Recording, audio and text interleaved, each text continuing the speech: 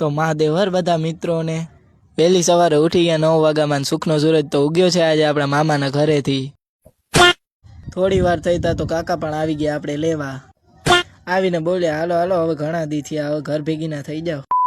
વધુ સમય બગાડ્યા વિના આપણે પણ દાયા દીકરાની જેમ થઈ ગયા તૈયાર અને થઈ ગયા આપણે ગામ તરફ હાલતા. A few moments later.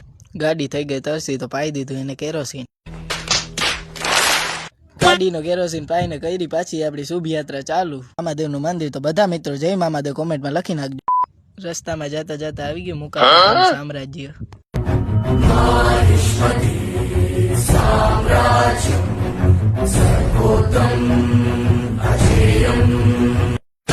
Reliance ને ટાટા બાય બાય કરી નીકળી ગયા પાછા આપણા લક્ષ્ય તરફ. ફાઇનલી પૂગી ગયા હવે ઘરે.